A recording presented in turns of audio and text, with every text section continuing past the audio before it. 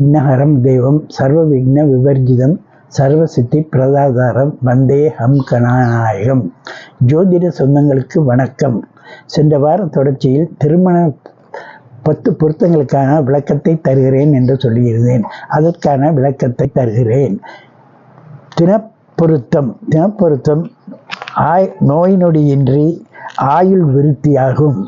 இரண்டாவது கணப்பொருத்தம் அந்யோன்யமாக ஒற்றுமையுடன் ஒருவரை ஒருவர் மதிக்கும் பண்பு. மகேந்திர பொருத்தம் புத்திர பாக்கியம், விருத்தி, ஐஸ்வர்யம். பெண் நட்சத்திலிருந்து 4, 7, 10, 13, 17, 18, 19 வர வேண்டும். ஸ்திரீ தீர்க்க சுமங்கலியாக சகல சௌபாக்கியத்துடன் வாழ்ந்து இறக்கும் வரை சுமங்கலியாக வாழ்ந்து இறப்பாள். பெண்ணின் நட்சத்திரத்திலிருந்து 7க்கு குறையாமல் இருக்க வேண்டும். அதுக்கு கீழ் வந்தால் பொருந்தாது. யோனி பொருத்தம் அந்யோன்ய அன்பு, நல்ல நித்திரை, சந்தோஷம், இன்பமான வாழ்க்கை தருவது. இந்த பொருத்தம் இருந்தால் தம்பதிகளுக்குள் தாம்பத்திய வாழ்க்கை ஒற்றுமையாக இருக்கும். இது இல்லாவிட்டால் செய்யக்கூடாது.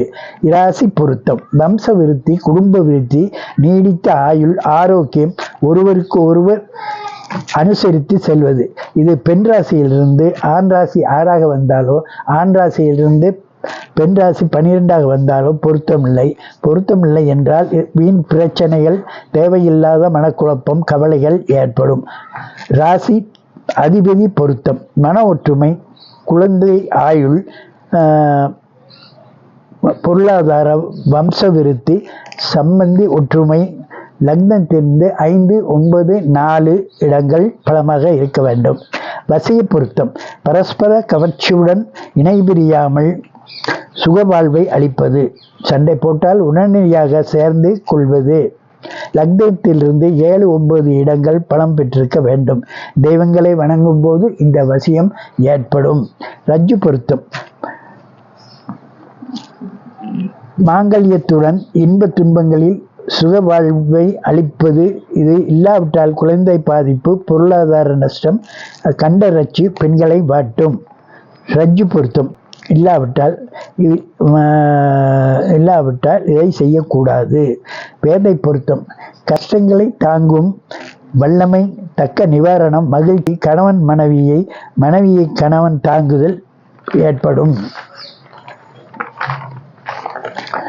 அடுத்ததாக தினப்பொருத்தம் திருமணம் பொருத்தம் சம்பந்தமாக விளக்கங்களை தருகிறேன்.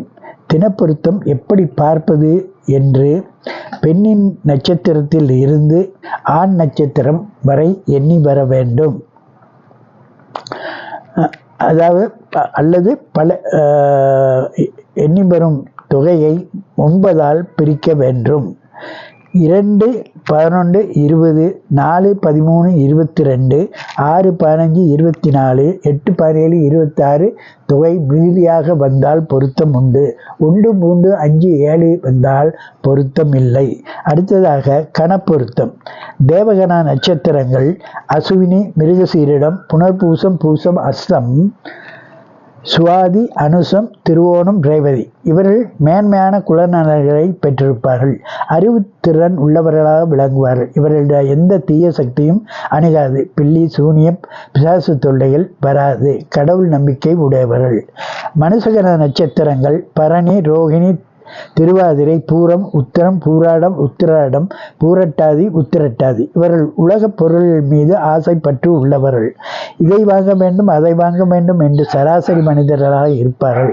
எதையும் சிந்திக்காமல் செயலில் இறங்குவார்கள். அடுத்த ராட்சத நட்சத்திரம் கார்த்திகை, ஆயில்யம், மகம், சித்திரை, விசாகம், கேட்டை, மூலம், அவிட்டம், சதயம். இந்த நட்சத்திரத்தில் உள்ளவர்கள் உலக பொருள்களை அடைய எதையும் துணிந்து செய்வார்கள். எதை கெடுத்தாலும் கோபம் அதிகம் வரும். அடிவுதை என செயலில் இறங்கி விடுவார்கள். முரட்டுத்தனம் உடையவர்கள். தீய சக்திகள் எல்லாம் வந்து சேரும்.